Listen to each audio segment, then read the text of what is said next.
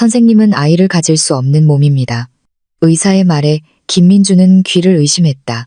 무슨 말씀이세요? 저에겐 이미 아이가 둘이나 있는데요. 무정자증입니다. 정액 속의 정자가 전혀 발견되지 않습니다. 선천적인 것이라 평생 그러셨을 겁니다. 민준의 머릿속이 하얗게 비었다. 40세, 대형 로펌의 파트너 변호사.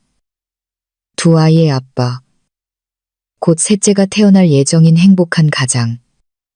그가 지금까지 쌓아올린 모든 자화상이 한순간에 무너져 내렸다.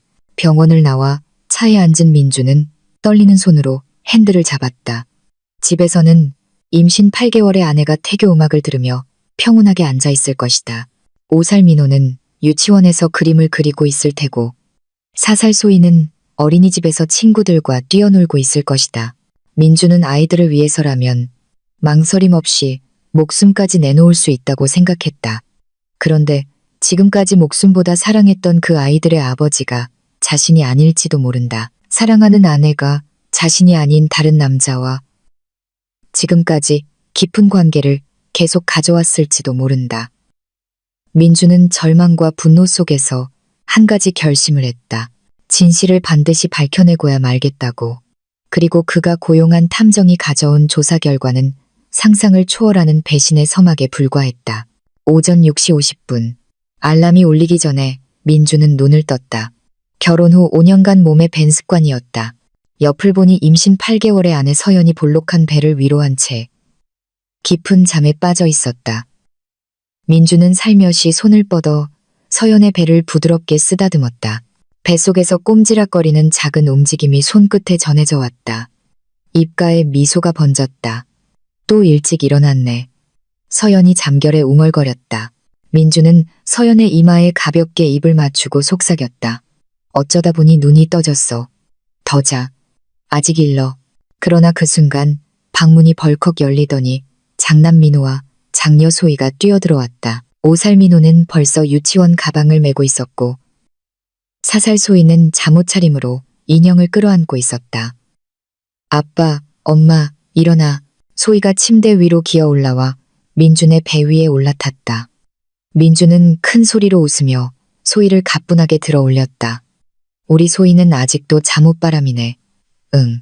근데 오늘 어린이집에서 물놀이 한단 말이야. 민호는 엄마 옆에 조용히 앉아 배를 쓰다듬으며 물었다. 엄마, 아가는 언제 나와? 글쎄, 한 달쯤 있으면 나오려나. 민주는 침대에서 일어나 기지개를 켜며 아이들을 바라보았다. 민호의 신중한 성격은 자신을 닮았고 소희의 활발한 모습은 서연을 닮았다고 생각했다. 물론 외모도 그랬다. 민주는 무심코 아이들의 얼굴을 들여다보았다. 민호의 큰 눈은 서연을 닮았고 소희의 이마는 자신과 확실히 달랐다. 하지만 그런 건 흔한 일이라고 생각했다. 주방으로 향한 민주는 아이들을 위해 식빵을 굽기 시작했다. 버터향이 집안 가득 퍼지자 서연도 거실로 나왔다. 아직 졸린 얼굴이었지만 40이 된 지금도 여전히 아름다웠다. 6년 전 로펌에서 함께 일하던 시절의 모습이 눈에 선했다. 34살의 서연은 이미 중견 비서로서 실력을 인정받고 있었고 동갑내기 민주는 밤낮 없이 일하는 중견 변호사였다. 1년간의 짧은 연애 끝에 결혼했지만 민주는 그때도 지금도 서연을 사랑했다. 당신, 커피. 응. 임신 중이니까 연하게 부탁해. 민주는 서연을 위해 연한 커피를 준비하며 물었다. 오늘 산부인과 가는 날이지? 응. 오후 2시에 혼자 다녀올게. 나도 같이 가고 싶은데. 괜찮아. 당신 오늘도 재판 준비로 바쁘잖아. 식탁에 둘러앉은 가족은 평범한 아침 대화를 나누었다. 민호는 유치원에서 배운 노래를 불렀고 소희는 어린이집 친구가 가져온 장난감 이야기를 쉴 새 없이 떠들었다. 서연은 배를 쓰다듬으며 태교, 음악을 틀고 있었다. 민주는 이 모든 것을 바라보며 행복을 느꼈다. 거실 벽에는 가족 사진이 가득 걸려 있었다. 제주도 여행 사진, 민호의 돌잔치 사진, 소희의 100일 사진. 민주는 무의식적으로 그 사진들을 하나하나 훑어보았다. 어느 사진 속에서든 네 사람은 밝게 웃고 있었다. 완벽한 가족의 모습이었다. 아빠, 유치원 다녀오겠습니다. 민호가 노란 유치원 가방을 메고 현관으로 향했다. 민주는 민호를 꼭 껴안고 뺨에 입을 맞췄다. 오늘도 씩씩하게 선생님 말씀 잘 듣고 나도 해줘. 소희가 팔을 벌리며 달려왔다. 민주는 소희를 가뿐하게 들어올려 양볼에 여러 번 입을 맞췄다. 소희가 까르르 웃었다. 소희야, 이제 옷 갈아입어야지. 서연이 소희를 데리고 방으로 들어갔다. 민주는 그 모습을 보며 미소 지었다.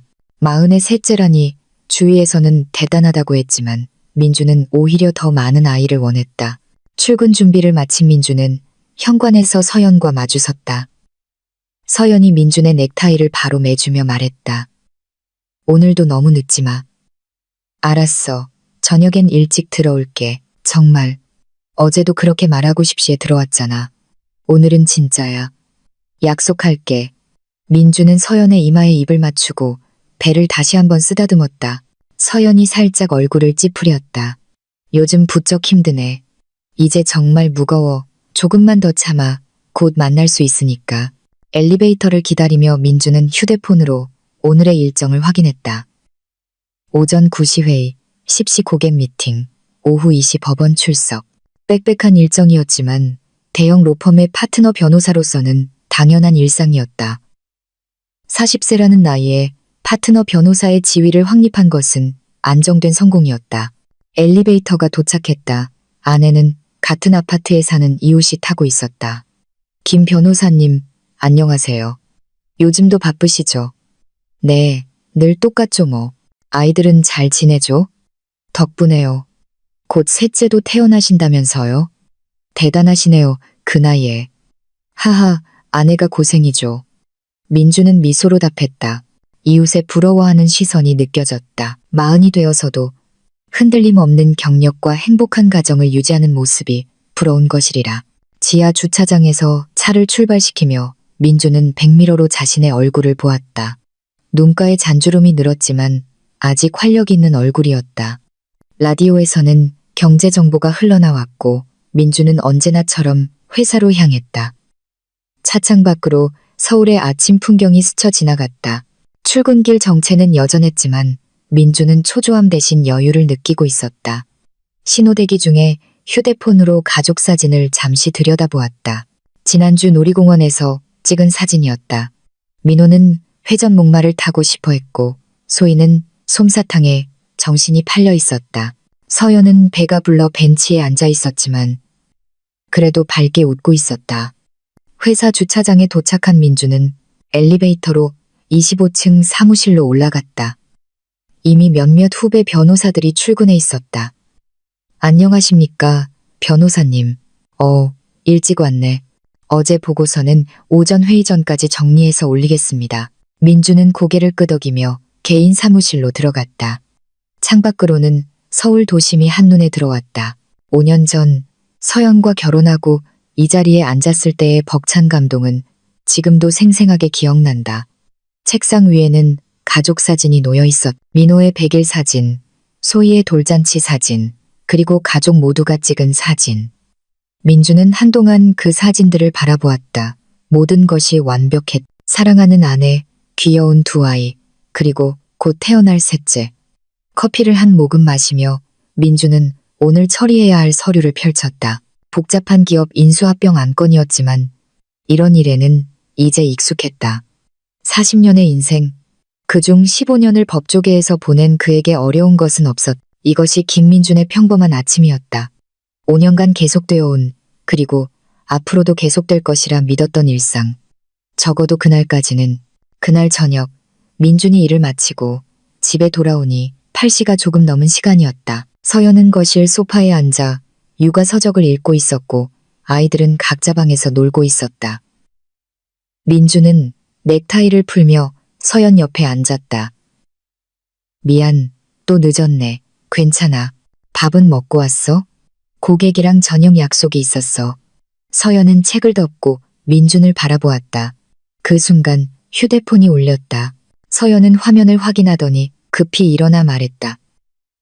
잠깐만. 미안. 전화 좀 받고 올게. 서연은 침실로 들어가 문을 닫았다.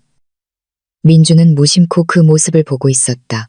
이전에도 몇 번 그런 일이 있었다. 누구와 통화하냐고 물으면 항상 회사 동료나 친구라고만 대답했다. 민주는 크게 신경 쓰지 않으려 했지만 왠지 마음 한구석이 찜찜했다. 그때 민호가 거실로 나왔다. 손에는 학습지를 들고 있었다. 아빠, 숙제 도와주세요. 민주는 민호를 무릎에 앉히고 학습지를 들여다보았다. 정직에 관한 동화책이었다. 민호가 연필을 만지작거리며 물었다. 아빠, 거짓말하는 사람은 나쁜 사람이야? 민주는 순간 말문이 막혔다. 아이의 순수한 눈동자가 자신을 올려다보고 있었다. 민주는 민호의 머리를 쓰다듬으며 천천히 대답했다. 때로는 복잡한 일도 있지만 말이야. 그래도 가족에게는 거짓말을 하지 않는 게 좋겠지. 왜요? 가족은 서로 믿어야 하니까. 믿음이 없으면 가족이 아니거든. 민호는 고개를 끄덕이고 학습지에 무언가 쓰기 시작했다. 그때 소희가 달려왔다. 작은 손거울을 손에 들고 있었다. 아빠, 봐봐. 내 눈이랑 아빠 눈이랑 모양이 달라. 소희가 거울을 민준 앞에 내밀었다.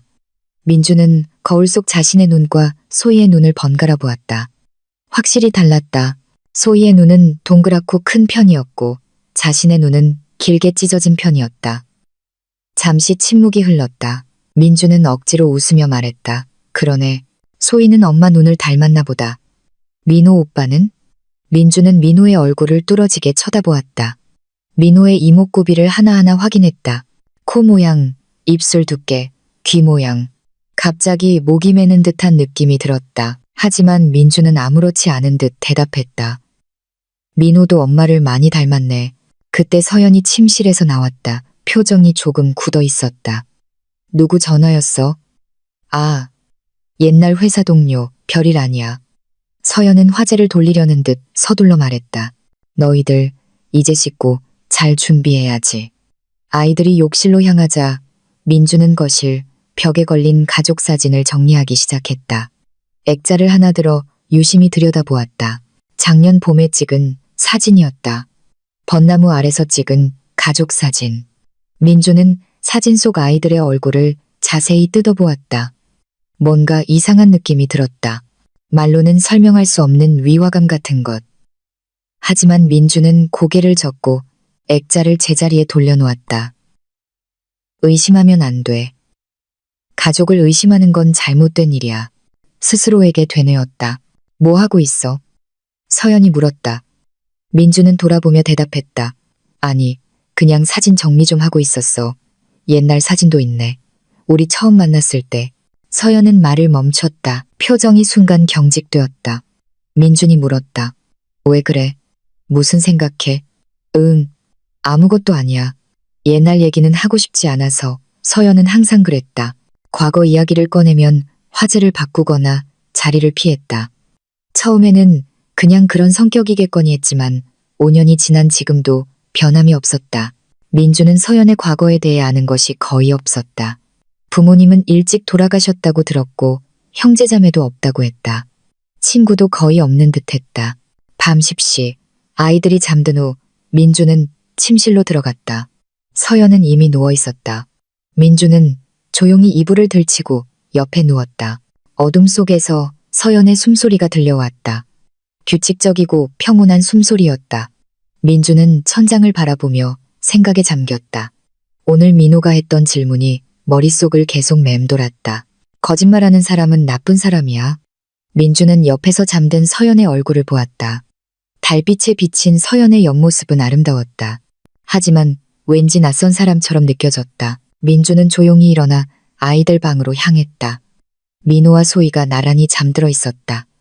민주는 아이들의 잠든 얼굴을 한 명씩 바라보았다. 민호의 동그란 얼굴, 소희의 오뚝한 콧날. 자신과 닮은 구석을 찾으려 애썼지만 찾기 어려웠다. 내가 왜 이러지? 민주는 고개를 젓고 방을 나섰다. 거실로 나와 물 한 잔을 마시고 창밖을 내다보았다. 도시의 불빛이 반짝이고 있었다. 평온한 밤이었다. 하지만 민준의 마음속에는 작은 파문이 일고 있었다. 다시 침실로 돌아온 민주는 서연 옆에 조용히 누웠다. 서연이 뒤척이며 민준 쪽으로 몸을 돌렸다. 임신한 배가 불룩 솟아 있었다. 민준은 살며시 손을 그 위에 얹었다. 뱃속에서 아기가 움직였다. 셋째가 태어나면 더 행복해질 거라고 계속 생각해왔는데 왜 이렇게 마음이 불안한 걸까? 민준은 서연의 잠든 얼굴을 바라보았다. 5년이나 함께 살아왔는데 갑자기 서연이 낯선 타인처럼 느껴졌다. 나는 서연에 대해 얼마나 알고 있는 걸까? 민준은 지그시 눈을 감았다. 민호의 질문이 다시 머리에 떠올랐다. 가족에게는 거짓말을 하면 안 된다고 대답했던 자신의 목소리가 공허하게 울렸다. 무언가 정체 모를 불안감이 가슴 한구석에서 꿈틀거리고 있었다. 그날 밤 민주는 오랫동안 잠들지 못했다. 다음 날 아침 민주는 평소보다 일찍 사무실에 도착했다. 오전 7시 반 25층 사무실 창문으로 서울의 아침 햇살이 쏟아져 들어왔다. 민주는 커피를 내리며 자신의 지난 15년을 돌아보았다. 사법시험에 합격하고 대형 로펌에 들어온 지 벌써 15년. 처음에는 막내 변호사로서 밤낮 없이 일했다. 기업 인수 합병, 국제 계약 소송. 어떤 일이든 가리지 않고 맡았다. 그 노력 덕분에 40세라는 비교적 젊은 나이에 파트너 변호사가 될 수 있었다. 연봉도 상당했다. 도심의 고급 주상복합, 외제차, 아이들의 교육비, 경제적으로는 아무런 부족함이 없었다. 일찍 오셨네요, 변호사님. 문을 열고 들어온 것은 후배인 박지훈 변호사였다. 민준보다 5살 어린 35세. 시니어 변호사로의 승진을 앞두고 있었다. 민준은 지훈을 각별히 아꼈다.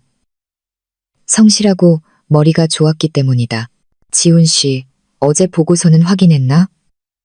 네, 수정사항 반영해서 오전에 올리겠습니다.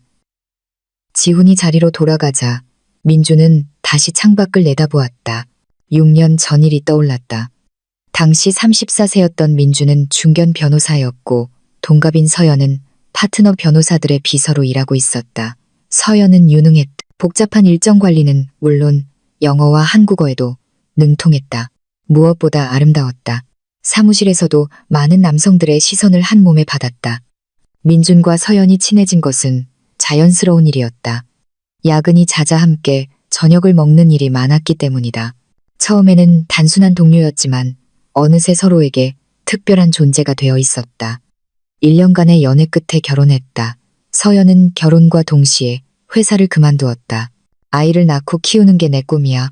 서연이 그렇게 말했을 때 민주는 행복했다. 결혼 전에 임신 사실을 알게 되어 결혼 8개월 만에 민호가 태어났고 연년생으로 소희가 태어났다. 서연은 헌신적인 엄마였다.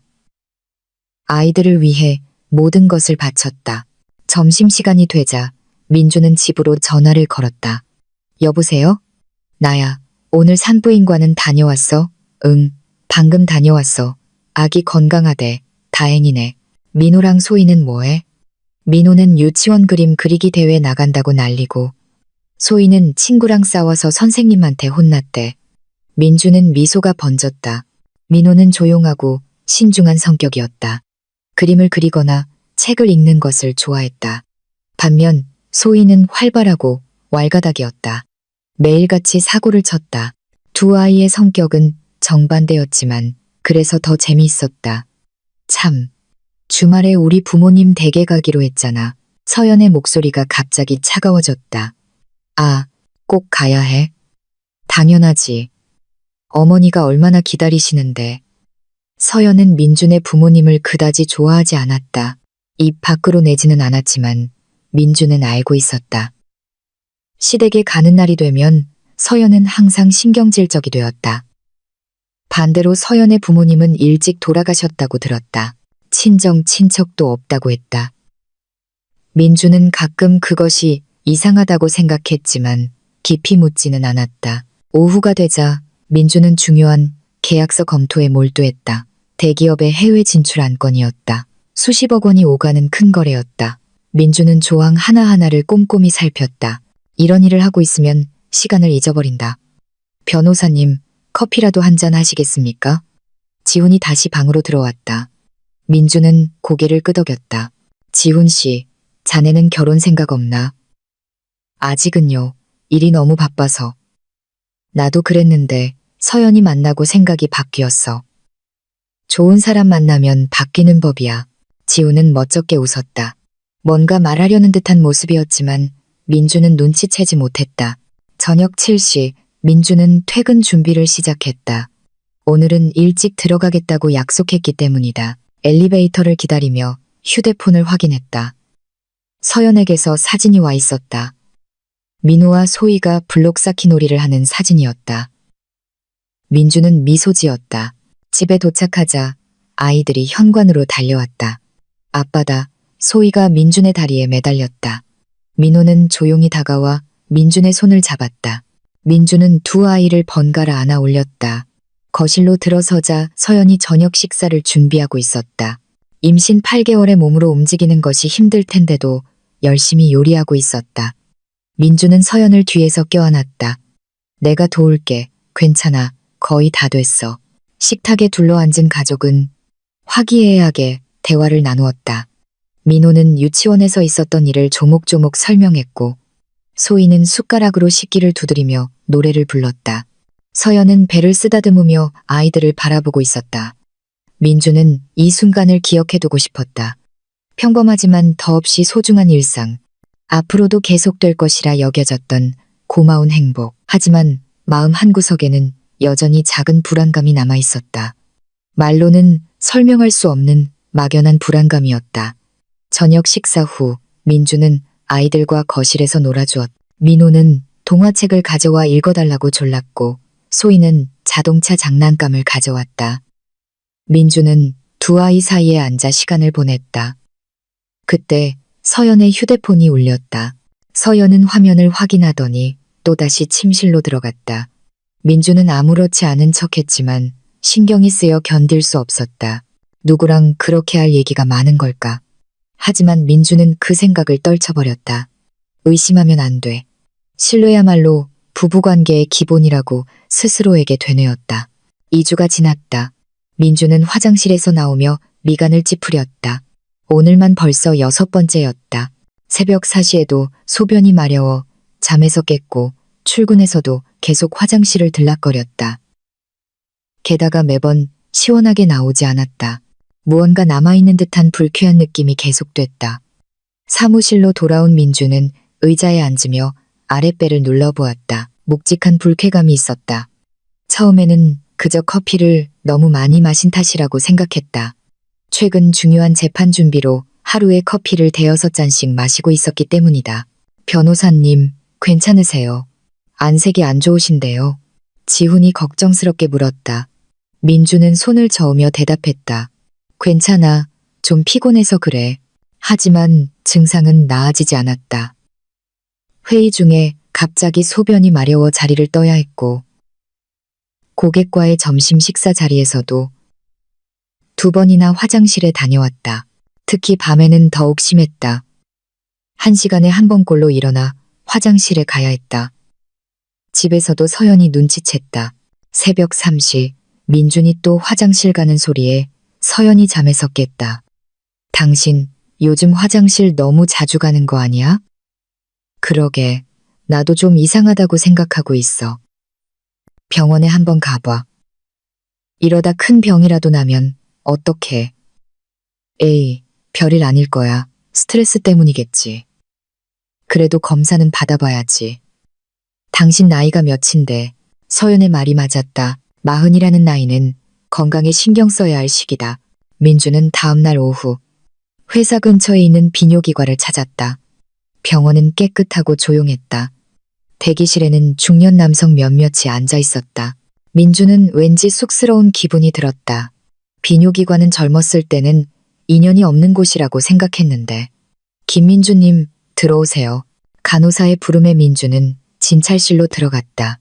의사는 40대 중반으로 보이는 남성으로 온화한 인상이었다. 어떻게 오셨습니까? 그게 2주 전부터 소변이 잦아서요. 특히 밤에 심하고 잔뇨감도 있습니다. 의사는 고개를 끄덕이며 차트에 무언가 적었다. 아랫배에 불쾌감도 있으신가요? 네, 묵직한 느낌이 듭니다. 음주나 흡연은요, 술은 가끔 하고 담배는 피우지 않습니다.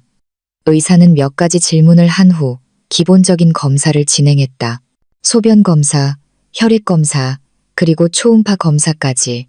민주는 검사를 받으며 별일 아니기를 바랐다. 30분 후 의사가 검사 결과를 보며 설명했다. 전립선이 조금 부어 있네요. 전립선염일 가능성이 높습니다. 전립선염이요? 민준이 놀라서 되물었다. 의사는 차분하게 설명했다. 40대 남성에게 흔한 질병입니다. 스트레스나 과로, 장시간 앉아있는 생활 습관 등이 원인이 됩니다. 김 변호사님 같은 직업을 가진 분들에게 특히 많죠. 민주는 안도의 한숨을 내쉬었다. 큰 병은 아니었군요. 약물 치료로 충분히 좋아집니다. 다만 의사는 잠시 말을 망설였다. 민주는 긴장했다. 정확한 진단을 위해서는 추가 검사가 필요합니다. 정액 검사를 받아보시는 게 좋겠습니다. 정액 검사요? 민준이 의아한 표정을 짓자 의사는 설명을 이어갔다. 전립선 염증의 원인을 정확히 파악하기 위해 필요합니다. 세균성인지 비세균성 염증인지 구분해야 치료 방침을 정할 수 있거든요. 그리고 정자의 상태도 함께 확인할 수 있으니 전반적인 생식 기능의 건강 상태도 체크할 수 있습니다. 민주는 잠시 망설였다. 정액 검사라니 조금 민망했다. 하지만 의사의 설명은 이치에 맞는 것 같았다. 게다가 곧 셋째가 태어날 예정이니 건강검진의 일환으로도 나쁘지 않으리라 생각했다. 알겠습니다. 검사 받겠습니다. 좋습니다. 검사 전 3일에서 5일 정도 금욕하시면 정확한 결과가 나옵니다. 다음 주 월요일 오전에 와주세요. 민주는 처방전을 받아 병원을 나섰다. 약국에서 약을 받으면서도 특별히 걱정하지는 않았다. 그저 일시적인 염증일 것이라고 생각했다. 집에 돌아가 서연에게 이야기했다. 병원 다녀왔어. 그냥 스트레스성 전립선염이래. 다행이다. 큰 병인 줄 알고 걱정했잖아.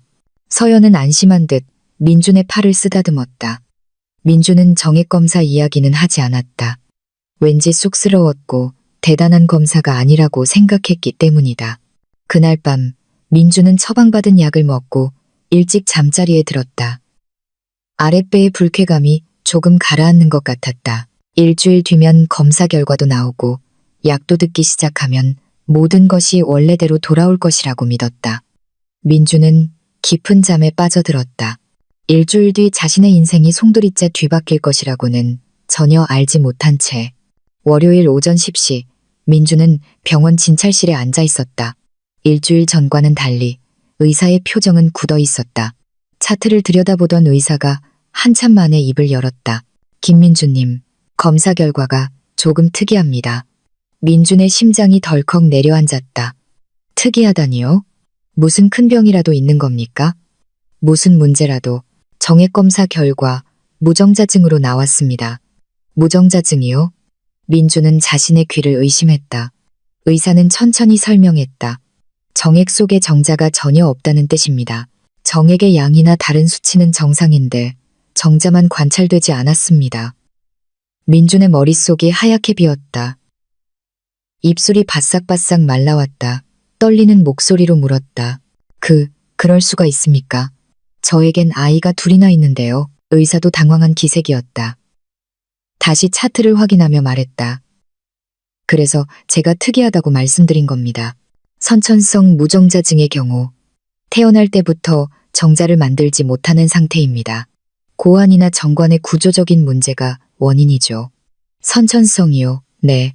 후천적으로 발병하는 경우도 있지만 김민주님의 검사 결과를 보면 선천성일 가능성이 높습니다. 정관이 막혀 있거나 원래부터 없을 수도 있습니다. 민주는 의자에서 벌떡 일어섰다. 다리에 힘이 풀려 다시 주저앉고 말았다. 검사가 잘못된 거 아닙니까? 재검사 부탁합니다. 물론 재검사는 가능합니다. 하지만 이 검사의 정확도는 99% 이상입니다. 현미경으로 여러 번 확인했지만 정자는 한 마리도 관찰되지 않았습니다. 민주는 손으로 얼굴을 감쌌다. 이게 무슨 소리인지 어떻게 받아들여야 할지 전혀 알 수 없었다. 5년 전 결혼 때부터 아니, 태어날 때부터라고? 그럼 민호와 소희는 김민주님 괜찮으십니까? 의사가 걱정스럽게 물었다. 민주는 겨우 얼굴을 들었다. 네, 아니, 잘 모르겠습니다. 정말 그럴 수가 있나요? 의학적으로는 충분히 가능한 일입니다. 다만 자녀가 있으신 경우라면 입양이나 그렇지 않고서는 의사는 말을 멈췄다. 그 이상은 말하기 곤란한 상황이었다. 민주는 비틀거리며 일어섰다. 재검사. 다음 주에 다시 오겠습니다. 병원을 나선 민주는 차에 타고 나서도 한참 동안 움직이지 못했다. 핸들을 잡은 손이 떨리고 있었다. 백미러에 비친 자신의 얼굴은 창백했다. 말도 안 돼. 뭔가 잘못된 거야. 절대로 잘못된 게 틀림없어. 민주는 스스로에게 그렇게 되뇌었지만 의사의 말이 귓가에서 떠나지 않았다. 선천성 무정자증. 태어날 때부터. 회사로 돌아온 민주는 아무것도 손에 잡히지 않았다. 서류를 봐도 글자가 머리에 들어오지 않았다. 지훈이 들어와 무언가 보고를 했지만 하나도 귀에 들어오지 않았다. 변호사님, 정말 괜찮으세요? 병원에서는 뭐라고 하던가요? 아니. 그냥 좀 피곤해서 그래. 오늘은 일찍 들어가 봐야겠다. 집으로 가는 내내 민주는 몇 번이고 생각했다. 서연에게 뭐라고 말해야 할까? 사실대로 말해야 할까? 하지만 그랬을 때 벌어질 일은 민주는 상상하기도 싫었다. 집에 도착하자 서연이 걱정스러운 얼굴로 맞이해 주었다. 검사 결과 어떻게 나왔어? 괜찮아? 응. 그냥 스트레스성 염증이래. 약 먹으면 낫는다고 하더라. 민주는 억지로 웃으며 거짓말을 했다. 다행이다. 안색이 안 좋아서 걱정했어. 서연이 민준의 팔을 잡았지만 민주는 무의식적으로 그것을 피해버렸다. 서연이 의아한 표정을 지었다. 왜 그래? 아니, 그냥 좀 쉬고 싶어서. 민주는 침실로 들어가 문을 닫았다. 침대에 누워 천장을 바라보았다. 머릿속이 혼란스러웠다. 만약 검사 결과가 사실이라면 민호와 소희는 누구의 아이란 말인가? 서연이 불륜을? 5년 동안이나 자신을 속여왔다는 말인가? 저녁 식사 시간, 민주는 아이들과 마주 앉았다. 민호가 밥을 먹으며 제잘거렸다. 아빠, 오늘 유치원에서 가족 그림 그렸어요. 그래? 잘 그렸겠네. 민주는 민호의 얼굴을 유심히 살펴보았다. 눈, 코, 입, 자신과 닮은 구석이 있을까? 없는 것 같기도, 있는 것 같기도 했다. 소희도 마찬가지였다. 아빠, 왜 그렇게 뚫어지게 봐요? 소희가 고개를 갸웃거렸다. 민주는 황급히 시선을 돌렸다. 아니, 우리 소희가 예뻐서 그러지. 그날 밤 민주는 한숨도 자지 못했다. 서연이 옆에서 평온하게 잠든 모습이 낯설게 느껴졌다. 5년이나 함께 살아온 아내인데 갑자기 모르는 타인처럼 생각되었다. 새벽 3시 민주는 거실로 나왔다. 가족 사진이 걸린 벽을 바라보았다. 행복해 보이는 네 사람. 아니, 곧 5이 될 가족. 하지만 이것이 진짜 가족일까? 민주는 주먹을 굳게 쥐었다. 재검사를 받아야 해. 그때까지는 판단을 보류해야 한다. 하지만 마음 한구석에서는 이미 알고 있었다. 99%의 정확도, 그리고 의사의 확신에 찬 설명. 무언가 무너져 내리는 소리가 들리는 듯했다. 5년간 쌓아 올린 행복이, 신뢰가, 사랑이 한순간의 의심으로 변하려 하고 있었다. 일주일 후 민주는 다른 병원을 찾았다. 서울 시내의 유명한 대학병원이었다. 만에 하나의 희망을 걸고 최고의 설비를 갖춘 곳을 선택했다. 대기실에서 기다리는 동안 민준의 손은 계속 떨리고 있었다.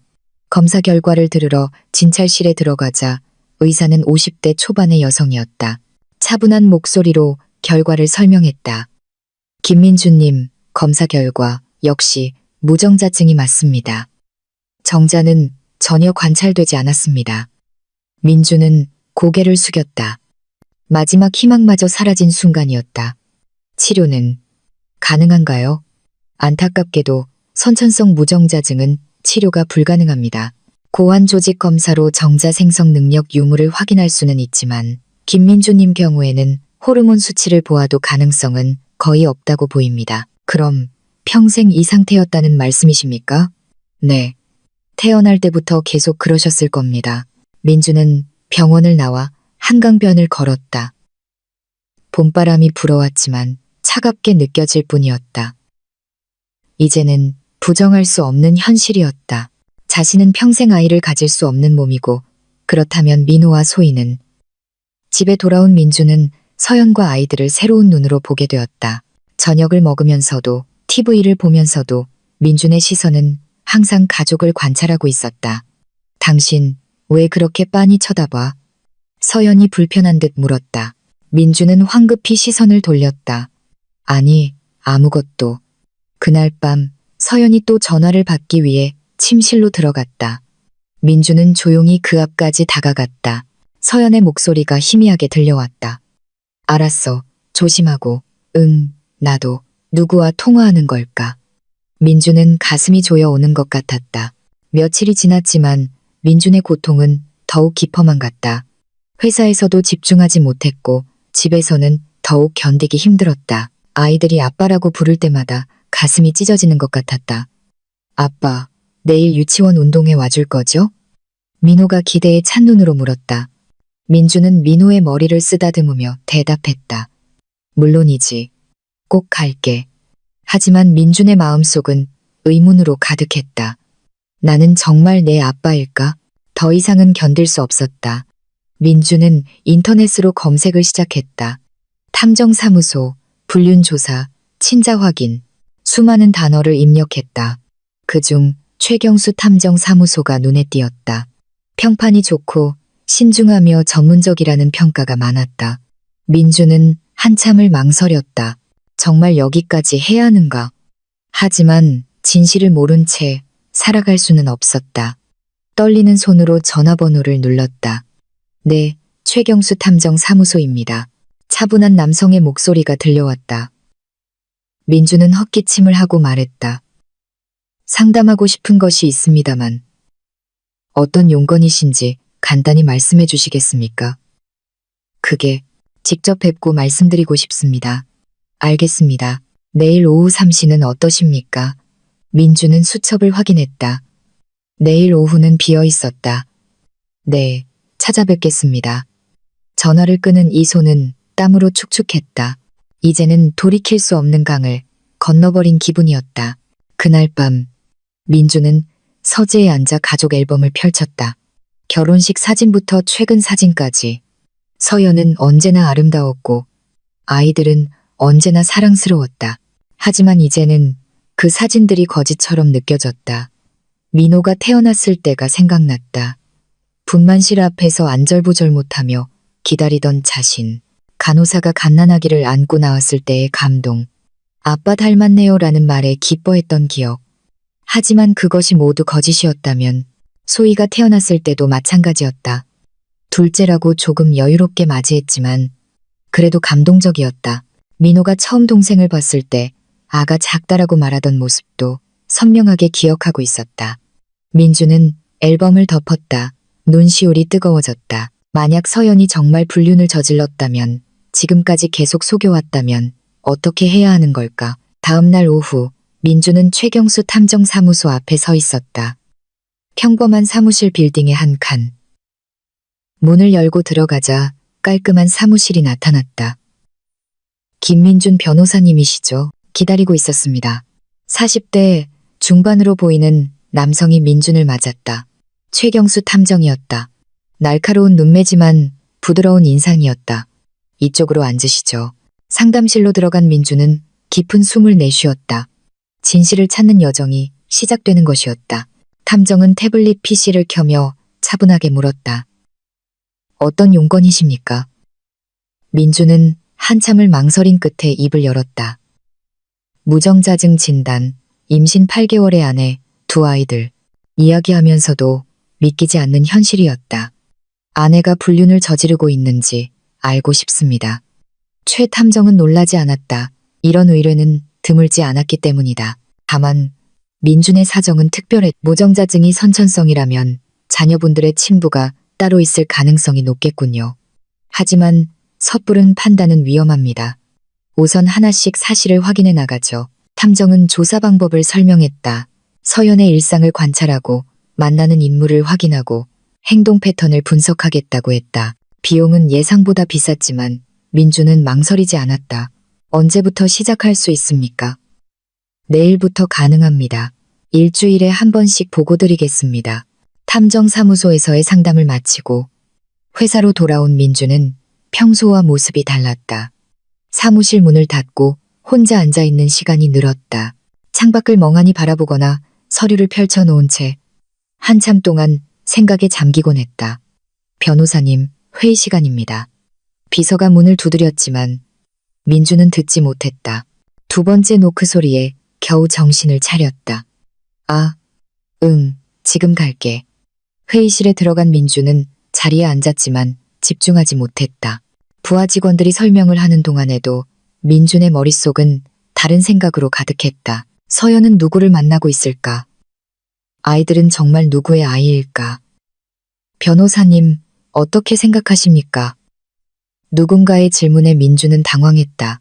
무슨 이야기를 하고 있었는지 전혀 듣지 못했던 것이다. 아, 그건 좀 더 검토해보고 결정하지. 애매한 대답에 부하 직원들은 의아한 표정을 지었다. 평소의 민준이라면 즉각적으로 정확한 의견을 제시했을 것이기 때문이다. 점심시간, 민주는 혼자 사무실에 남았다. 평소에는 동료들과 점심을 먹으러 나가는 편이었지만 최근에는 계속 거절하고 있었다. 변호사님, 같이 식사하시죠. 지훈이 들어왔다. 민주는 고개를 저었다. 나는 도시락이나 시켜 먹을게. 자네들끼리 다녀오게. 요즘 자주 혼자 계시네요. 무슨 일 있으세요? 지훈의 걱정스러운 눈빛이 민준에게 향했다. 민준은 억지로 웃으며 대답했다. 아니, 일이 좀 밀려서 그래. 신경 쓰지 마. 지훈이 나간 후 민준은 한숨을 쉬었다. 지훈은 좋은 후배였다. 성실하고 능력도 있고 무엇보다 민준을 진심으로 존경했다. 하지만 지금의 민준에게는 그런 지훈의 배려마저도 무거웠다. 오후에는 중요한 고객과의 미팅이 있었다. 대기업의 법무팀장과의 저녁 식사를 겸한 회동이었다. 평소 같으면 완벽하게 준비해서 임했을 텐데 오늘은 서류조차 제대로 챙기지 못했다. 김 변호사님, 오늘 어디 편찮으세요? 고객이 걱정스럽게 말했다. 민주는 황급히 정신을 차렸다. 아닙니다. 천만에요. 잠시 다른 생각을 하고 있었습니다. 본론으로 들어가시죠. 미팅은 어떻게든 마쳤지만 평소의 날카로움은 없었다. 고객도 뭔가 이상하다고 눈치챈 듯했다. 회사로 돌아온 민주는 다시 사무실에 틀어박혔다. 책상 위에는 처리해야 할 서류가 산더미처럼 쌓여 있었지만 손을 댈 마음이 생기지 않았다. 밤 8시 대부분의 직원이 퇴근한 후에도 민주는 사무실에 남아 있었다. 집에 가고 싶지 않았다.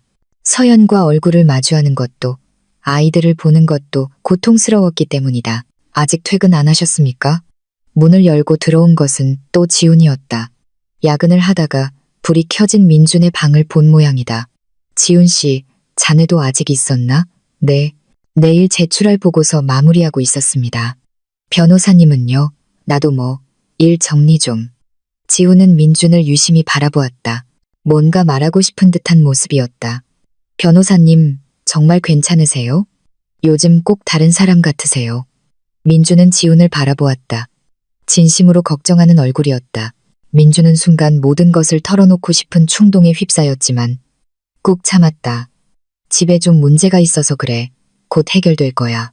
혹시 제가 도울 일이라도 있으면 말씀해 주십시오. 제가 할 수 있는 일이라면 뭐든지 돕겠습니다. 지훈의 말에 민주는 쓴웃음을 지었다. 누구도 도와줄 수 없는 문제였기 때문이다. 고맙네. 이제 그만 들어가게. 늦었으니까. 지훈이 나간 후 민주는 창밖을 내다보았다. 서울의 야경이 반짝이고 있었다. 수많은 불빛, 수많은 사람들. 그들도 저마다의 비밀과 고통을 안고 살아가고 있을까. 휴대폰이 울렸다. 서연에게서였다. 당신 언제 들어와? 애들이 기다리잖아. 조금 있으면 갈게. 또 늦는 거야? 요즘 매일 늦잖아. 서연의 목소리에는 짜증이 섞여 있었다. 민주는 대답도 없이 전화를 끊었다. 사무실을 나와 엘리베이터 안에서 민주는 거울에 비친 자신의 모습을 보았다. 수척한 얼굴, 퀭한 눈. 불과 몇 주 만에 완전히 다른 사람이 되어 있었다. 주차장으로 가는 길에 경비원과 마주쳤다. 김 변호사님, 요즘은 꽤 늦게까지 일하시네요. 몸 챙기세요. 네, 감사합니다. 민주는 차를 출발시켰다. 집으로 가야 하는데 발걸음이 무거웠다. 다리를 건너며 민주는 생각했다. 이런 이중 생활을 언제까지 계속할 수 있을까? 회사에서는 태어난 척, 집에서는 아무것도 모르는 척. 하지만 이미 시작된 일이었다. 일주일 후 탐정에게서 첫 보고를 받은 민주는 회사 근처의 조용한 카페에서 탐정을 만났다. 사모님의 일주일간 행동 기록입니다. 탐정이 태블릿 PC를 내밀었다. 사진과 함께 시간대별 기록이 정리되어 있었다. 월요일 오전 9시 서연은 아이들을 유치원과 어린이집에 데려다 주었다. 10시에는 마트에서 장을 받고 오후 2시에는 산부인과에. 화요일은 대부분 집에서 보냈고 수요일에는 미용실에 갔다. 특별히 의심스러운 행동은 보이지 않았습니다. 탐정의 말에 민주는 안도와 실망을 동시에 느꼈다. 안도는 만에 하나라는 희망에서, 실망은 여전히 수수께끼가 풀리지 않은 것에서였다. 다만 한 가지 신경 쓰이는 점이 있었습니다. 민주는 몸을 앞으로 숙였다.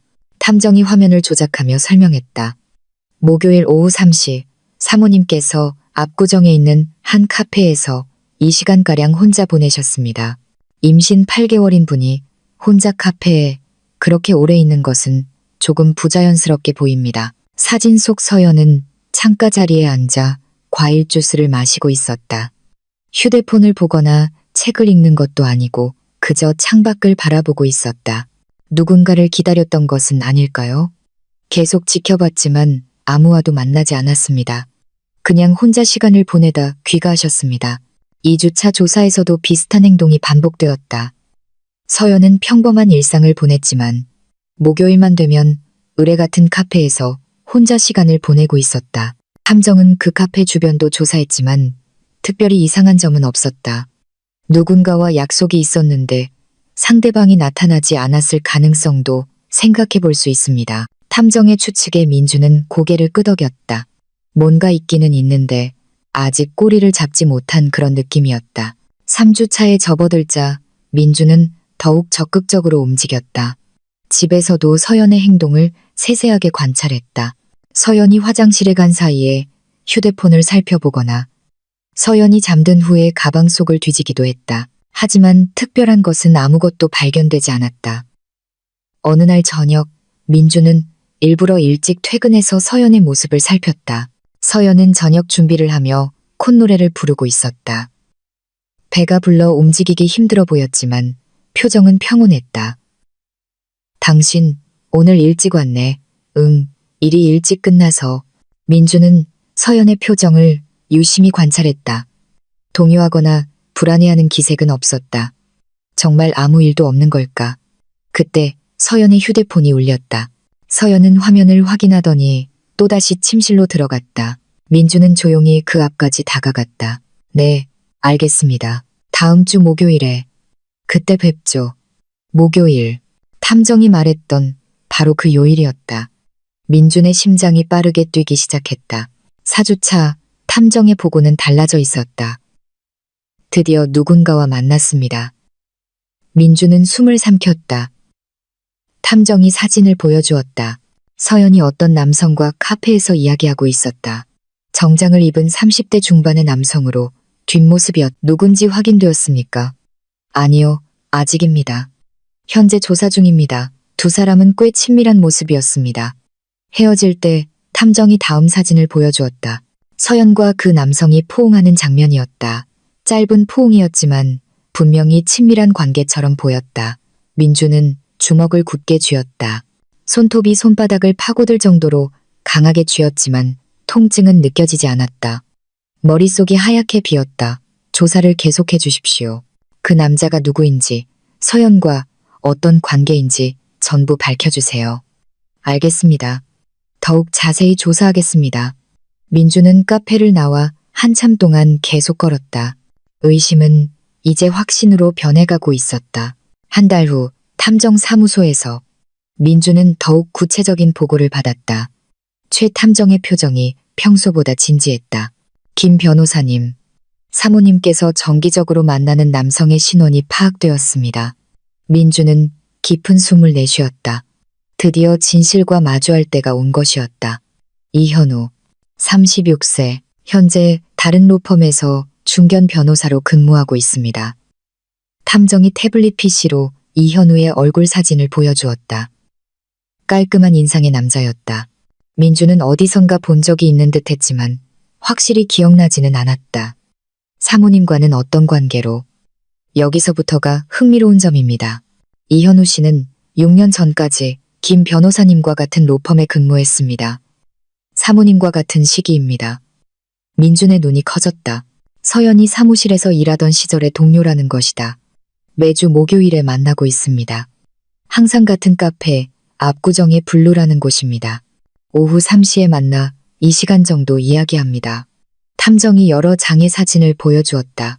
서연과 이현우가 마주 앉아 진지하게 이야기하는 모습, 즐겁게 웃는 모습이 담겨 있었다. 단순한 지인 관계라고 보기에는 너무나 정기적이고 친밀합니다. 특히 탐정이 재생한 하나의 영상, 서연과 이현우가 카페에서 나오는 장면이었다. 두 사람은 잠시 서서 이야기를 나눈 후 포옹했다. 단순한 인사가 아니었다. 이현우가 서연의 등을 부드럽게 쓰다듬는 것이 보였다. 취업 상담치고는 너무 친밀하지 않습니까? 민준이 놀라서 물었다. 취업 상담이요? 아, 사모님은 집에서 그렇게 이야기하셨습니까? 민준은 고개를 끄덕였다. 그날 밤의 일이 생각났다. 서연에게 목요일마다 누구를 만나냐고 떠봤을 때 서연은 분명히 사무실 후배야. 취업 상담해주고 있어라고 대답했었다. 거짓말이군요. 이현우 씨는 이미 변호사이고 사모님보다 경력도 위입니다. 민주는 주먹을 굳게 쥐었다. 서연이 거짓말을 하고 있었다는 것이 확실해진 순간이었다. 그리고 한 가지 더 있습니다. 탐정이 다른 파일을 열었다.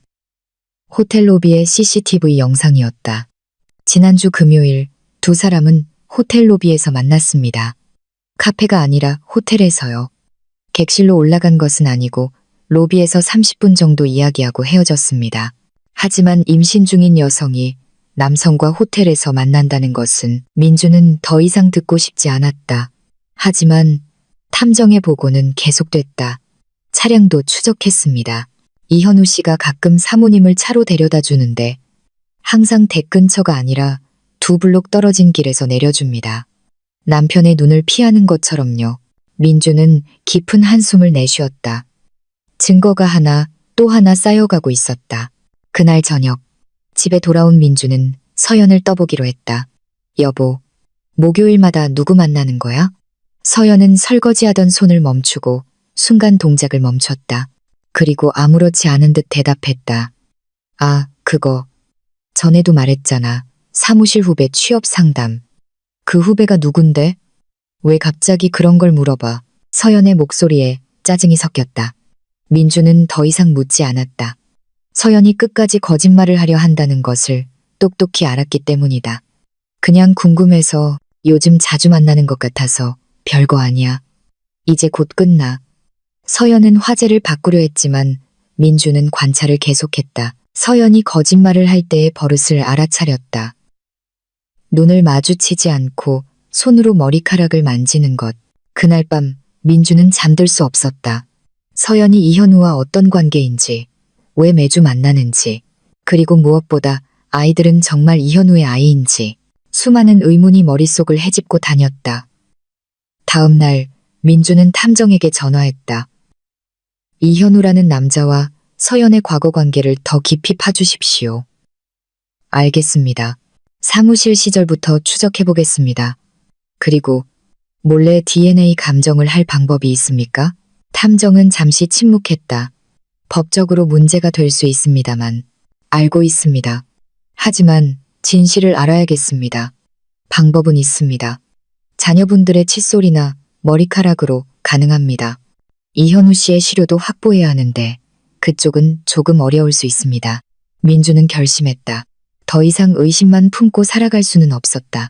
확실한 증거가 필요했다. 탐정에 의한 추가 조사가 진행되던 중 최 탐정이 다급한 모습으로 민준을 호출했다. 전화기 너머 목소리가 평소와 달리 흥분되어 있었다. 김 변호사님, 지금 당장 이쪽으로 와주실 수 있겠습니까? 믿을 수 없는 것이 발견되었습니다. 민준이 탐정 사무소에 도착하자 탐정은 태블릿 화면을 보여주었다. CCTV 영상이었다. 이것은 5년 전 변호사님께서 사시던 아파트의 지하 주차장 영상입니다. 관리사무소에 남아있던 예비 기록 중에서 겨우 찾아냈습니다. 화면에는 서연이 임신한 몸으로 차에서 내리는 모습이 담겨 있었다. 민호를 임신했을 때다. 그런데 운전석에서 내린 인물을 보고 민주는 숨을 삼켰다. 박지훈 변호사였다. 이게 어떻게 된 겁니까? 잠깐만요. 아직 더 있습니다. 탐정이 다른 파일을 열었다. 사진이 나타났다. 7년 전 서연이 근무하던 다른 로펌에서의 회식 사진이었다. 그중 한 장의 민주는 충격을 받았다. 서연과 지훈이 나란히 앉아 있었는데 테이블 밑으로 손을 잡고 있는 것이 보였다. 박지훈 변호사는 당시 막내였지만 사모님과는 특별한 관계였던 것 같습니다. 민주는 다리에 힘이 풀리는 것을 느꼈다.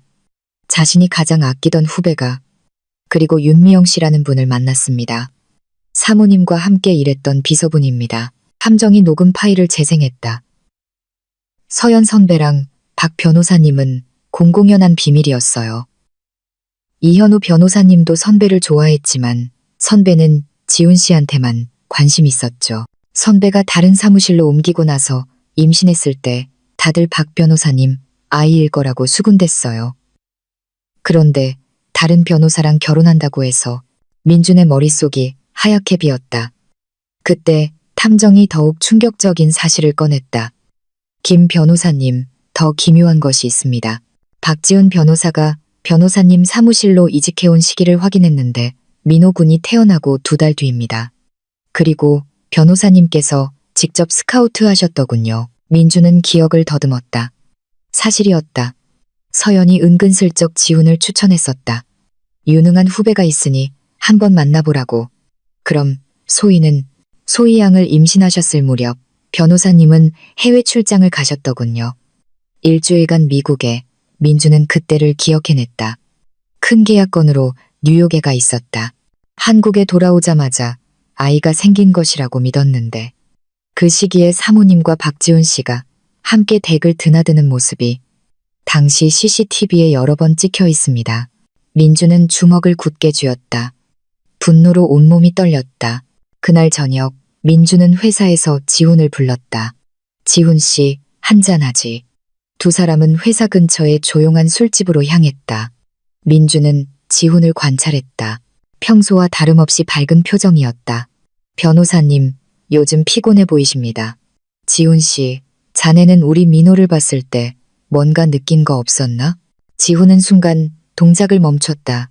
네, 그게 무슨 말씀이신지. 민호가 누구를 닮은 것 같나? 지훈의 얼굴이 순간적으로 굳어졌다. 술잔을 든 손이 미세하게 떨리고 있었다. 글쎄요. 변호사님을 닮은 것 같은데요. 지훈 씨, 자네 서연이 알았지? 옛날부터.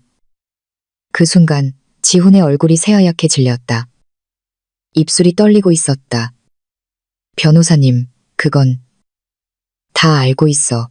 6년 전 사무실에서 너희들이 어떤 관계였는지. 지훈은 벌떡 일어섰다가 금세 다시 주저앉았다. 머리를 감싸쥐었다.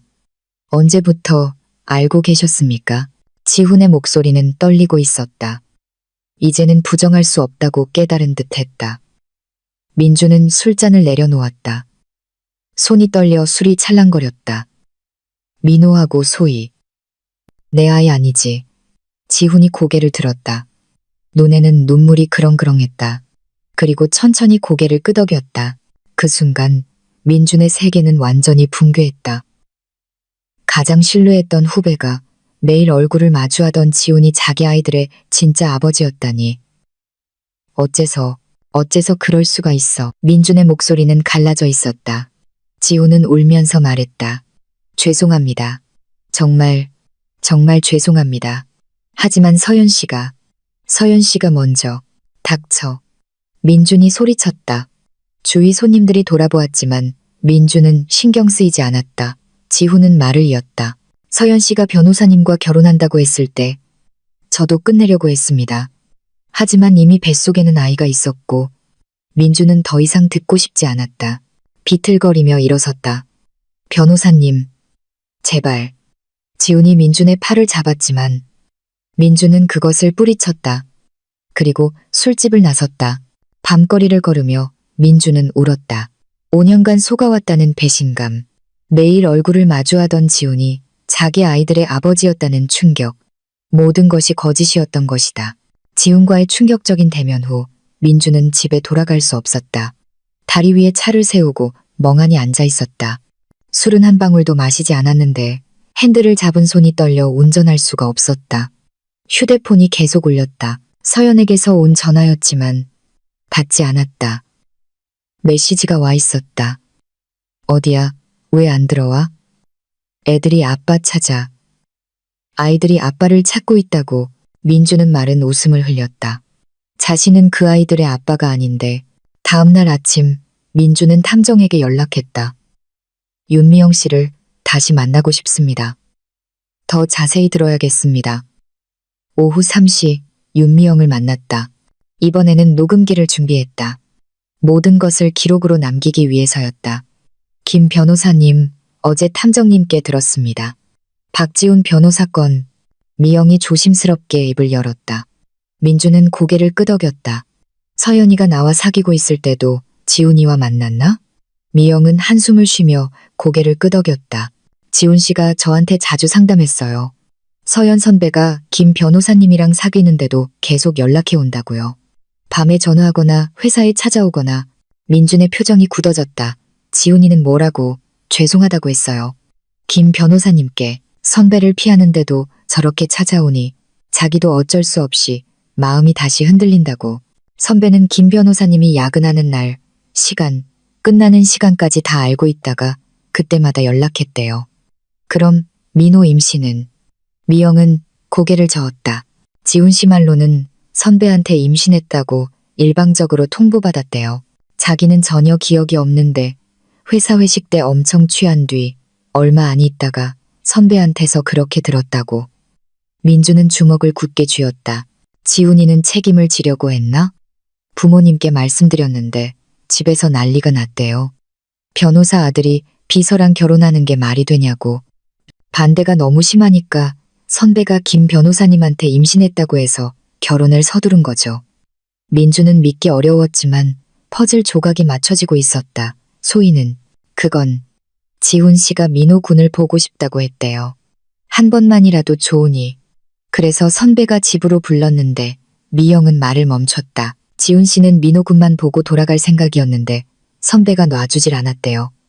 솔직히 지훈 씨도 선배에 대한 마음이 남아있었으니까요. 그리고 얼마 뒤에 선배가 또 임신했다고. 민주는 헛구역질이 났다. 서연의 계획적인 범행이었던 것이다. 집에 돌아온 민주는 서연과 마주섰다. 서연은 화가 난 표정이었다. 어제 어디서 잤어? 연락도 안 되고. 민주는 차갑게 서연을 쏘아보았다. 미영이 만나고 왔어. 전부 다 들었어. 서연의 얼굴이 순식간에 새하얗게 질렸다. 뭘 들었다는 거야? 내가 지훈이를 쫓아다녔다고? 내가 야근할 때마다. 서연은 비틀거리며 소파에 주저앉았다. 무슨 소리야? 지훈이가 연락했어. 나한테. 나를 못 잊겠다고. 바람 피우는 것도 모자라. 어떻게 이럴 수가 있어? 어떻게 아이들까지. 민호랑 소희. 나는 이제 어떻게 대해야 해? 무슨 소리야? 이제 다 알아버렸다고. 민호랑 소희도 지훈이 아이라는 거. 당신 제정신이야. 왜 그런 말도 안 되는 소리를. 나 무정자증이래. 그 말을 듣는 순간 동요하던 서연의 표정이 멍한 것으로 바뀌었다. 선천적으로 정자가 없대. 아이를 못 가지는 몸이라고. 담담하게 말하는 민준의 얼굴이 미세하게 떨리고 있었다. 지훈이가 미영이한테 다 털어놨어. 네가 임신을 이용해서 어떻게 했는지. 서연의 표정이 순식간에 차갑게 변했다. 지가 뭘 안다고. 지훈이가 책임 회피하려고 거짓말하는 거야. 그래서 나를 이용한 건가? 지훈이가 결혼을 거절하니까 이용. 당신이 날 좋아했잖아. 내가 유혹한 거 아니야. 내가 미국 출장 갔을 때 지훈이 집으로 불렀지. 민호 보여준다고 속여서. 서연은 고개를 들었다. 그 눈빛은 뻔뻔하기 짝이 없었다. 지훈이가 먼저 오고 싶다고 졸랐어. 나는 거절했는데. 억지로. 거짓말. 네가 불렀겠지. 그리고 또 술을 먹여서. 서연은 어깨를 으쓱했다. 증거라도 있어? 지훈이 말만 믿는 거야? 그리고 어차피 아이 못 가지는 몸이면 오히려 나한테 고마워해야 하는 거 아니야? 당신 아이 좋아하잖아. 서연의 뻔뻔함에 민주는 말을 잃었다. 서연은 더 이상 자신이 5년 넘게 알고 사랑했던 여자가 아니었다. 지훈이를 내 회사로 오게 한 것도 내 계획이었나? 서연은 한숨을 쉬었다. 지훈이가 자꾸 귀찮게 하잖아. 애 보여달라고 협박하고. 그래서 차라리 당신 회사로 오게 한 거야. 그럼 내가 감시할 수 있으니까. 셋째는 이현우 아이인가? 서연은 갑자기 분노한 표정으로 바뀌었다. 그게 무슨 상관이야? 당신도 애들 예뻐했잖아. 이제 와서 왜 이래? 그때 현관문이 열렸다. 민호와 소희가 돌아온 것이다. 아빠, 엄마, 아이들이 달려왔다. 민주는 아이들을 바라보았다. 이제 보니 확실히 지훈을 닮아 있었다. 아빠, 왜 울어요? 소희가 민준의 눈물을 닦았다. 아니야, 아빠 괜찮아. 하지만 괜찮지 않았다. 5년간 철저히 속았고 서연은 끝까지 뻔뻔한 태도를 무너뜨리지 않았다. 그날 밤 민주는 집을 나왔다. 어디가? 애들은 어떡하고? 당신이 키웠잖아. 이제 와서 버릴 거야? 서연은 소리쳤지만 눈물은 없었다. 오히려 민준을 비난하는 목소리였다. 내가 뭘 어쨌다고? 당신도 행복했잖아. 아무것도 모르는 동안에는 민주는 돌아보지 않았다. 모든 것을 잃었다. 그리고 서연은 끝까지 자신의 잘못을 인정하려 하지 않았다. 집을 나온 민주는 호텔의 방을 잡았다. 침대에 누워도 잠이 오지 않았다. 천장을 바라보며 지나간 결혼 생활을 되짚었다. 모든 순간이 거짓이었다고 생각하니 가슴이 찢어질 것 같았다. 새벽 4시 문자 메시지가 와 있었다. 이혼하자는 거야? 좋아. 대신 재산 분할이랑 양육비는 제대로 받을 거야. 애들은 당연히 내가 키우고. 민주는 쓴웃음을 지었다. 서연은 끝까지 자신이 피해자인 것처럼 굴고 있었다. 다음 날 아침 민주는 회사에 출근했다. 하지만 일에 집중할 수 없었다. 서류를 봐도 글자가 흐릿하게 보였고 회의 중에도 딴 생각만 했다. 점심시간 지훈이 민준의 방을 찾아왔다. 문을 열고 들어온 지훈의 얼굴은 수척했다. 변호사님, 나가. 민주는 차갑게 말했지만 지훈은 나가지 않았다. 서연 씨가 저한테 연락했어요. 민준이 고개를 들었다. 지훈은 떨리는 목소리로 말을 이었다. 무정자증 얘기는 아무한테도 하지 말라고. 안 그러면 변호사님 명예를 훼손시키겠다고. 이상한 소문을 퍼뜨리겠대요. 변호사님이 무정자증인데도 애들을 자기 자식으로 믿고 5년이나 살았다고. 얼마나 비참하냐고. 민주는 주먹을 굳게 쥐었다. 서연은 이제 협박까지 해온 것이었다. 그리고 저한테도 협박을. 아이들 친자 확인을 요구하면 폭행죄로 고소하겠다고. 폭행죄? 술을 먹여서 관계를 가졌다고 주장하겠대요. 저는 그런 적이 없는데 오히려 서연 씨가. 민주는 머리를 감싸 쥐었다. 서연의 악랄함에는 끝이 없었다. 그날 저녁 민주는 동료 변호사를 만났다. 가사 사건을 전문으로 하는 변호사였다. 친생 부인의 소를 제기하고 싶네. 변호사는 서류를 확인하며 말했다. 무정자증 진단서가 있어서 가능합니다. 하지만 혼인 중에 태어난 아이는 남편의 자식으로 추정되기 때문에 친생관계 부존재 확인에 손은 할 수 없고 대신 친생 부인의 소를 제기해야 합니다. 민주는 희망을 품었다. 그럼 양육비는? 친자가 아님이 확정되면 장래의 양육비 지급 의무는 없어집니다. 다만 소송은 길어질 수 있습니다. 상대방이 끝까지 저항하면 1년은 걸릴 수 있습니다. 그동안의 정신적 고통은 상당할 겁니다. 호텔로 돌아온 민주는 욕조의 물을 받아 몸을 담갔다. 따뜻한 물이 몸을 감쌌지만 마음은 여전히 차가웠다. 휴대폰이 울렸다. 서연에게서였다. 민주는 받지 않으려 했지만 결국 받았다. 왜? 민호가 아빠 찾아 언제 오냐고 계속 물어. 민준의 가슴이 아팠다. 아이들은 아무것도 모르는 것이다. 참, 내일 산부인과 가는데 같이 안 갈래? 남편이 같이 가야 받을 수 있는 검사가 있대. 서연의 목소리는 당당했다. 마치 아무 일도 없었던 것처럼. 미쳤어? 이현우한테나 가라고 해. 무슨 소리야? 이 아이는 당신 아이야. 우리가 사랑해서 만든. 민주는 기가 막혀 말도 나오지 않았다. 서연은 정말 제정신을 잃은 걸까? 아니면 연기를 하는 걸까? 너 지금 뭐라고? 아, 그리고 양육비는 매달 500만 원씩은 줘야겠지? 애가 셋이 되는데 내 아이도 아닌데. 서연은 차갑게 웃었다. 증명해봐. 법적으로는 다 당신 아이야. 혼인 중에 태어났으니까. 전화를 끊고 민주는 욕조에 얼굴을 파묻었다. 숨을 참았다. 이대로 사라져버리고 싶었다. 물에서 얼굴을 든 민주는 거울을 보았다. 40년의 인생, 성실하게 살아왔는데 이런 결말이라니. 그날 밤 민주는 유서를 썼다. 그리고 다시 찢어버렸다. 쓰고는 찢고 쓰고는 찢었다. 죽고 싶었지만 죽을 수도 없었다. 이런 끝은 너무나 억울했기 때문이다. 밤이 새어갈 무렵 민주는 결심했다. 이대로 당할 수는 없다. 서연이 얼마나 뻔뻔하든 진실은 밝혀져야 한다.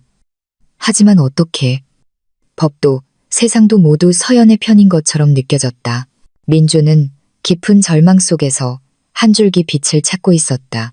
새벽 5시 민주는 호텔방에서 벌떡 일어났다. 며칠간의 절망에서 벗어나 갑자기 머릿속이 맑아졌다. 변호사로서 수많은 사건을 다뤄왔으면서 왜 자기 일이 되니 이렇게 무력했던가.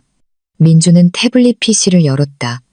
이제부터는 감정이 아닌 이성으로 체계적으로 대응하기로 결심했다. 화면에 계획을 써 내려가기 시작했다. 1. 친생 부인의 소재기. 2. 모든 증거 확보. 3. 서연과 지훈에 대한 법적 책임 추궁. 민주는 탐정에게 전화했다. 새벽이었지만 최 탐정은 전화를 받았다. 김 변호사님, 어쩐 일이십니까? 서연과 박지훈 두 사람 모두 조사해 주십시오. 예금 통장 기록, 접촉 기록, 합법적으로 얻을 수 있는 범위에서 전부 다. 박지훈 변호사도요? 네. 그놈도 공범이니까. 그날 오전 민주는 최고의 가사 전문 변호사를 선임했다. 그 변호사는 업계에서 가장 승률이 높기로 유명했다. 무정자증 진단서, 탐정 조사 보고서 충분합니다. 친생 부인의 소와 함께 손해배상 청구도 가능합니다. 누구를 상대로 할 수 있습니까? 사모님은 물론이고 상간남도 가능합니다. 5년간 김 변호사님을 속이고 회사에서 계속 근무하는 기만 행위를 지속했으니까요. 민주는 만족스럽게 고개를 끄덕였다. 회사에도 통보할 겁니다. 지훈의 비윤리적인 행위를. 그렇게 되면 박지훈은 변호사 자격도 위태로워질 수 있습니다. 그게 목적입니다. 변호사가 서류를 정리하며 말했다.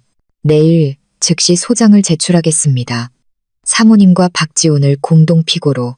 오후 탐정이 새로운 정보를 가져왔다. 박지훈이 사모님에게 송금했던 기록을 찾아냈습니다. 매월 200만 원씩 5년간입니다. 뭐라고? 명목은 차용금 변제로 되어 있지만 실제로는 양육비였을 가능성이 높습니다. 민주는 격분했다. 지훈이 몰래 양육비를 보내고 있었다니. 그리고 이현우 씨 조사 결과도 나왔습니다. 기혼자였습니다. 이현우도 기혼자? 네. 아내가 있는데도 사모님과 만났습니다. 셋째 아이의 아버지일 가능성이 높겠군요. 민주는 냉소했다. 서연 주인은 온통 거짓말쟁이뿐이었다. 그날 저녁 민주는 회사의 대표이사에게 찾아갔다. 박지훈이 저와 제 아내 사이에서 저지른 일에 대해 말씀드리러 왔습니다. 대표이사는 충격받은 표정으로 민준의 이야기를 들었다. 박지훈 변호사는 5년간이나 제 아내와 부적절한 관계를 지속하며 저를 기만했습니다. 이는 변호사로서 중대한 윤리 위반입니다. 우선 사실관계를 확인한 후 사실로 확인되는 즉시 징계위원회를 열겠습니다. 민준은 만족스럽게 고개를 끄덕였다. 호텔로 돌아온 민준에게 지훈으로부터 전화가 왔다. 변호사님, 제발 회사가 저를 징계에 회부한다고. 당연한 결과겠지. 5년이나 나를 속였으니 저는 서연 씨에게 이용당한 겁니다. 그래도 너는 공범이야. 매달 양육비도 보냈더군. 지훈은 말을 잃었다. 변호사님, 제발 법정에서 보자. 너도 피고석에 서게 될 테니. 민준은 전화를 끊었다. 그때 서연에게서 문자 메시지가 와 있었다. 지훈이가 울면서 전화했어. 당신 미쳤어? 민준은 답장했다. 이제 시작이야. 너희 둘 다 대가를 치르게 될 거야. 서연이 다시 전화를 걸어왔지만 민준은 받지 않았다. 대신 변호사에게 전화했다. 내일 소장을 제출할 때 언론사에도 정보를 흘려주십시오. 언론사예요? 네. 유명 로펌 변호사들의 추악한 불륜과 기만, 충분히 기사거리가 될 겁니다. 민준의 목소리는 차가웠다. 이제 더 이상 물러설 생각이 없었다. 이현우의 아내에게도 익명으로 정보를 제공할 생각이었다. 이현우와 서연의 관계를 모두가 대가를 치러야 하는 것이었다. 그날 밤 민준은 오랜만에 편안하게 잠들었다. 복수의 칼날을 갈며 내일을 기다렸다. 서연, 박지훈, 이현우, 그들 모두가 상응하는 대가를 치러야만 했다. 소장이 제출된 다음 날 서연과 지훈에게 법원으로부터 소환장이 도착했다. 민준은 탐정사무소에서 그 소식을 들었다. 사모님은 소환장을 받고 난리가 났다고 합니다. 박지훈은 회사로부터 즉각 정직 처분을 받았습니다. 민준은 담담하게 고개를 끄덕였다. 이제 시작이었다. 그날 오후 이현우의 아내에게 익명의 정보가 전달되었다. 이현우와 서연이 호텔에서 만나는 사진, 차 안에서 손을 잡고 있는 사진이었다. 2시간 후 이현우의 아내가 서연에게 전화를 걸었다는 소식이 들어왔다. 이현우 씨 아내가 손해배상 청구를 준비하고 있다고 합니다. 상간녀인 사모님을 상대로 함정의 보고에 민준은 만족스러운 표정을 지었다. 서연은 이제 사면 초가에 빠진 것이다. 3일 후 언론이 기사를 터뜨렸다. 대형 로펌 변호사들의 충격적 스캔들, 무정자증 남편 속이고 5년간 기만, 후배 변호사와 상사 아내의 부적절한 관계. 기사는 순식간에 퍼져나갔다. 실명은 공개되지 않았지만 업계 관계자들은 모두 누구의 이야기인지 알았다. 지훈은 로펌에서 해고되었고 서연은 동네에서 손가락질을 받게 되었다. 일주일 후 첫 재판이 열렸다. 친생 부인의 소였다. 법정에는 많은 사람들이 들어차 있었다. 민준 측 변호사가 증거를 제출했다. 피고 서연은 결혼 후에도 내연 관계를 지속하며 5년 동안이나 원고를 기만했습니다. 피고 박지훈과의 부적절한 관계로 2명의 자녀를 낳았으면서도 원고의 자녀인 것처럼 속였습니다. 무정자증 진단서, 탐정의 조사보고서, 지훈의 양육비 송금 기록이 차례로 제출되었다. 서연 측 변호사가 반론했다. 원고 또한 아이들을 사랑했습니다. 이제 와서 친자가 아니라고 주장하는 것은 사랑했기 때문에 배신감은 더 큰 것입니다. 민준이 벌떡 일어나 소리쳤다. 재판장이 정숙을 명했다. 증인석에 윤미영이 섰다. 서연 씨가 박지훈 씨를 취하게 만들어 관계를 가졌다고 들었습니다. 계획적인 것이었습니다. 서연은 고개를 저으며 부정했지만 증거는 명백했다. 다음으로 지훈이 증인석에 섰다. 해고당에 초췌해진 지훈은 떨리는 목소리로 말했다. 드릴 말씀이 없습니다. 김민준 변호사님께 그저 죄송할 따름입니다. 양육비를 송금했지요? 네, 매달 200만 원씩. 법정이 술렁였다. 지훈의 증언은 결정적이었다. 휴정 시간, 서연이 민준에게 다가왔다. 제발, 아이들 생각 좀 해줘. 애들이 이 사실을 알면 어떻게 되겠어? 그건 네가 생각했어야지. 처음부터. 민준은 차갑게 돌아섰다. 재판이 재개되고 서연이 증인석에 섰다. 서연 측 변호사의 질문이 시작되었다.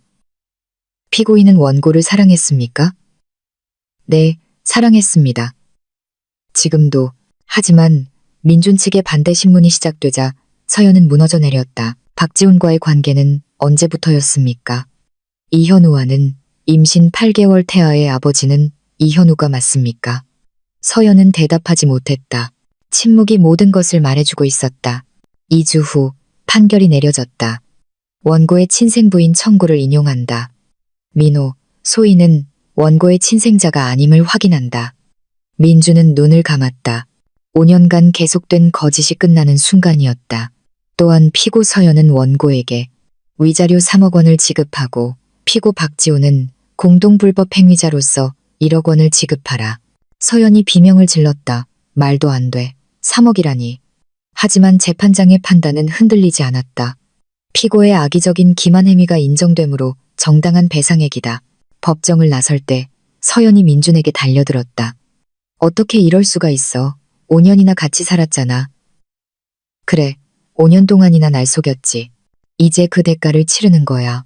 한 달 후 이현우의 아내와 서연의 재판도 있었다. 서연은 추가로 5천만 원의 손해배상을 지급하게 되었다. 지우는 변호사 자격을 박탈당했다. 징계위원회가 중대한 비윤리적 행위라고 판단한 것이다. 서연은 모든 재산을 잃었다. 셋째를 출산한 후에도 이현우는 연락을 끊었다. 결국 서연은 혼자서 세 아이를 키우게 되었다. 민주는 마지막으로 아이들을 만났다. 아빠, 이제 안 와요? 민호의 물음에 민주는 울컥했지만 꾹 참았다. 미안하다. 아빠가 먼 곳으로 가야 해서. 아이들과의 마지막 포옹. 민주는 돌아서며 눈물을 흘렸다. 아이들에게는 아무런 죄가 없었기 때문이다. 1년 후 민주는 새로운 오피스텔에서 눈을 떴다. 시간은 역시 오전 6시 50분. 알람이 울리기 전에 일어나는 습관은 변하지 않았다. 하지만 이제 옆자리가 비어 있어도 외롭지 않았다. 오히려 홀가분했다. 창밖으로는 한강이 보였다. 소박한 공간이었지만 민준에게는 충분했다. 거실에는 가족 사진 대신 풍경화가 걸려 있었고 냉장고에는 1인분의 식재료가 정갈하게 놓여 있었다. 커피를 내리며 민주는 휴대폰을 확인했다. 새로운 로펌에서 일하기 시작한 지 반년이 되었다.